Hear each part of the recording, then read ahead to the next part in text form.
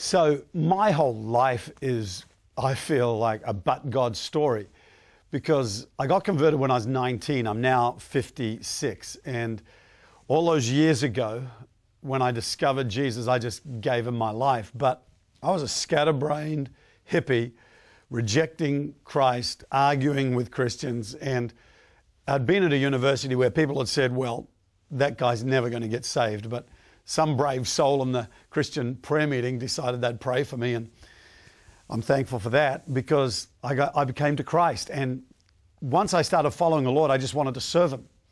And so we started a church a few years later, and in those years, not a lot happened except inside me.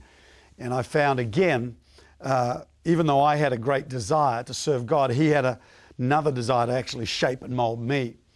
And for 3 years, we're in a little town called Littleton in Christchurch, New Zealand. And then the Lord told us to go to Sydney and start a church there. And that grew immensely once we started that church in 1980 in Sydney. And all the things that I'd thought would never happen came to pass. And all the things that people said to me would never happen came to pass. Like people said, oh, you'll die in Sydney. It's a preacher's graveyard.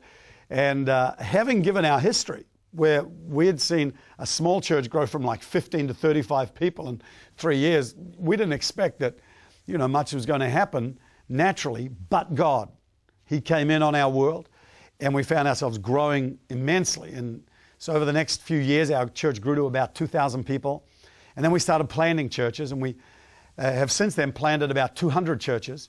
And our own church here in Sydney exceeds 6,000 members in the church. And we've got a TV show, and we run 4 colleges and a school with about 1,000 students in it. And we have books coming out and music albums coming out. And all of this is because of God. It's certainly not because of us. We proved that we weren't that good at much anything, but God. He came into our weakness and made our weakness our strengths. And so that Paul says, I'm happy about my weaknesses, because it's there that the power of God rests.